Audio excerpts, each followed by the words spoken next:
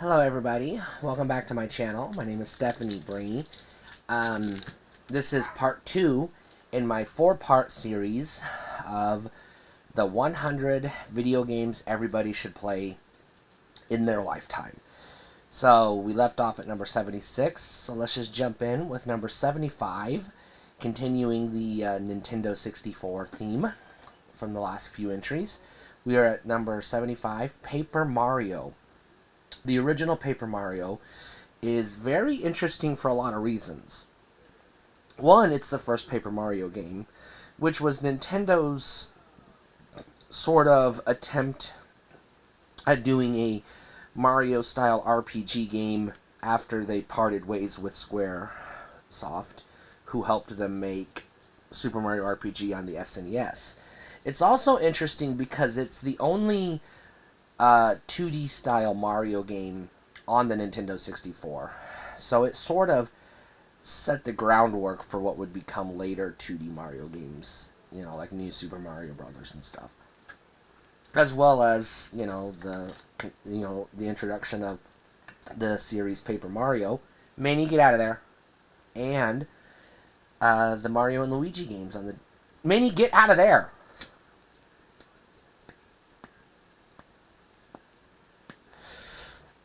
And it's a classic. It's a great game. Next up, number 74. There is sort of a trial mode, sort of. So this game it's on the PC. It's called World of Warcraft. It's not the first by any means MMO, but it is the biggest one.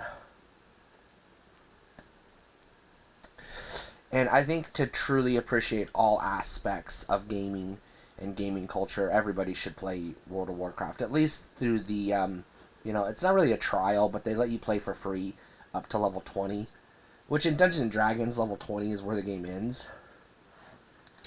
Well, not really ends, but it's the highest level you can get.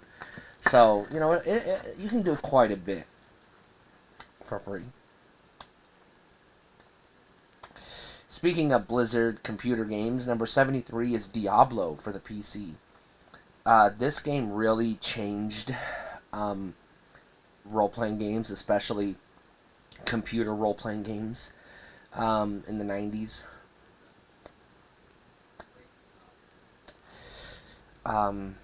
Because most of especially the D&D based games, but a lot of your computer RPGs were like a pseudo 3D corridor kind of point-and-click type games. They weren't very fun. Like Eye of the Beholder, Pool of Radiance, crap like that. Number 72 is, speaking of which, D&D, Eye of the Beholder for PCs.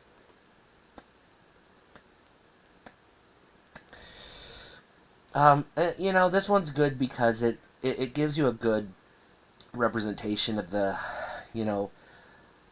what dungeon exploring is like in Dungeons & Dragons. But it's not like the greatest RPG of all time, but it's a good for the historical context. It's a game you should play, I think.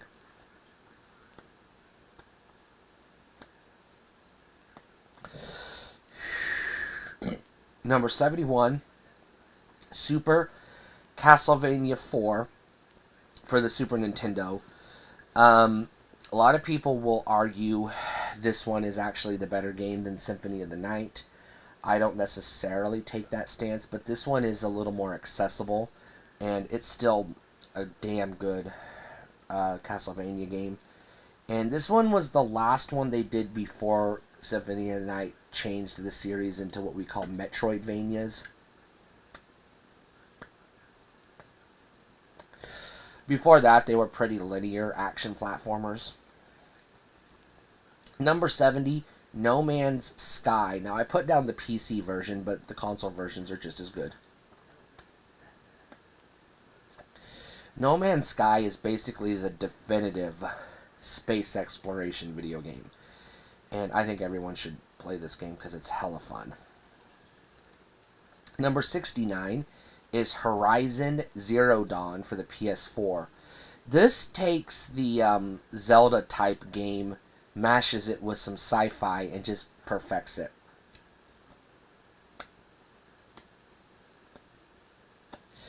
And it's Probably my favorite game on the PS4. Number 68, Unreal Tournament for the PC. This was the game that really took, you know, multiplayer first-person shooters to the next level, and basically, like, you know, created, basically, not necessarily invented, but like made popular everything that we now take for granted with modern first-person shooters.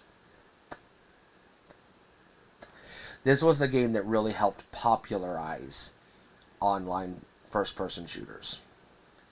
Number 67, Mortal Kombat Deadly Alliance. Now, I put down the PS2 version. Again, that's because it has the best controller. I played it on the GameCube originally. The GameCube controller actually sucks for this game, so don't play this game on the GameCube. And the Xbox controller, if you have the S, is fine. But if you have the, you know, the big boy, whatever it was called, the Duke, I guess they called it, don't. That controller is too ginormous. But this is the best. This was the last good Mortal Kombat game, and it's the best one in the 3D franchise. Number 66, Dragon Ball Z Budokai, also for PS2. Now, it is on GameCube. And the GameCube version does have slightly better graphics and things, but the PS2 version, again, it's got the better controller. So, this was the first 3D fighting game on the PS2 that I played, and this was the first game I played on the PS2 that really blew my mind with the graphics. I had previously played N64 quite a bit and Dreamcast quite a bit, but this really showed that this game really showed that the Dreamcast was underpowered compared to the PS2. This game would not run on the Dreamcast.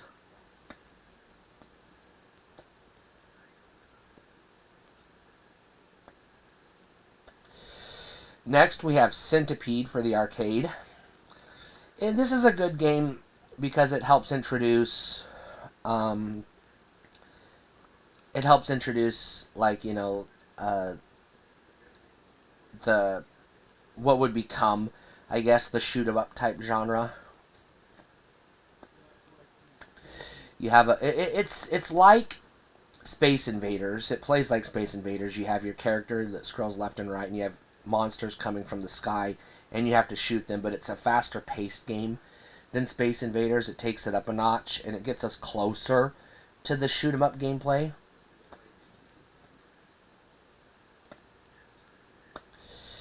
And again, you're going to want to play the arcade version if you can, especially because it's got the trackball versus a joystick. Number 64 is NES for, Contra for the NES. This is the one you want to play. The arcade version's good. The NES version is better. And this is the game where the Konami code was first introduced, I believe, or at least made popular. So definitely check it out. Also for the NES, number 63 is Ninja Gaiden. A fantastic game. One of the first games that really used cutscenes, which is actually really impressive considering it's an 8-bit system. But it's pretty good cutscenes for an 8-bit system. Number 62 is Sonic Adventure. Now, I put down the Dreamcast version, but actually Sonic Adventure DX on, you know, PS3 or GameCube or any other version is just as good.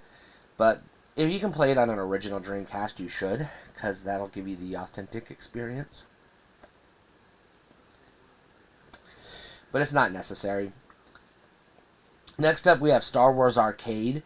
If you can play it in the arcade, great. If not, the 32X version is just as good. This is a fun 3D space shooter game, you know, that would help lay the groundwork for later games like Rogue Squadron and so on. So definitely worth playing. Number 60 is X-Men for the Sega Genesis. This is the definitive 16-bit X-Men game.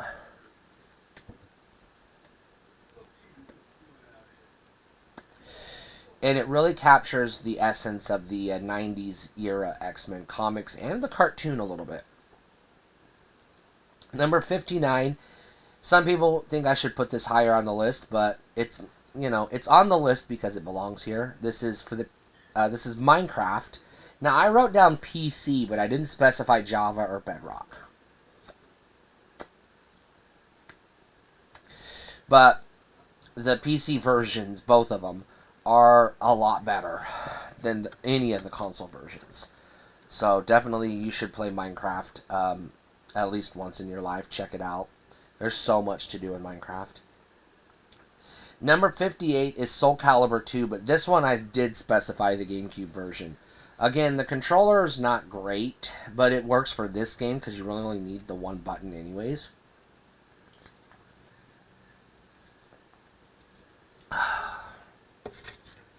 But the GameCube version is the best version because it has Link in it from The Legend of Zelda. Number 57 is Area 51, again for the arcade. This is the definitive arcade light gun game. There are other good light gun games, but this is the best one out of all of them. Number 56 is kind of a light gun game, but not really. But it's Terminator 2 Judgment Day. It uses a gun, but it's not an actual light gun. But it's we don't need to get into the technical side.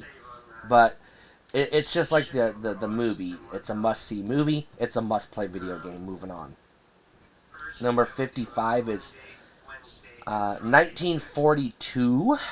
This was one of the first arcade shoot-'em-ups that plays like what we think of when we think of a shoot-'em-up.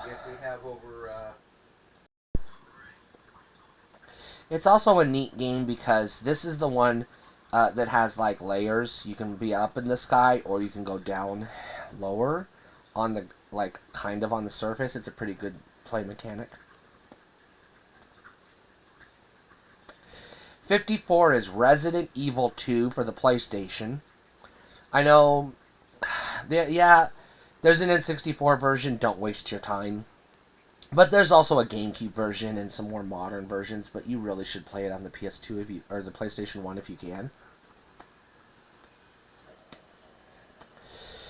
This was really the game that popularized Resident Evil and survival horror. So it's a great game.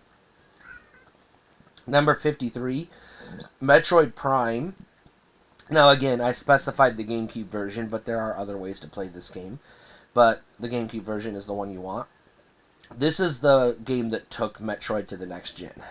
Put her in the 3D world, Samus, I guess, and then gave us proof that Nintendo, really could do some good 3D games. Although they didn't make the game, they did publish it.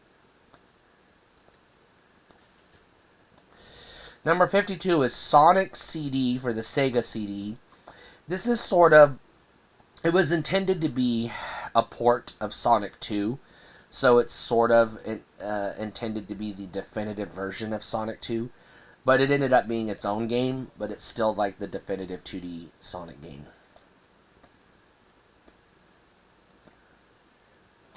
And one of the actual good Sonic games. 51 is Super Mario Brothers 3 for the NES. This is by far one of the best 2D platformers ever, and absolutely the best 2D platformer on the NES itself. Alright, I hope you're enjoying this series. I got 50 more games to go. Stay cool.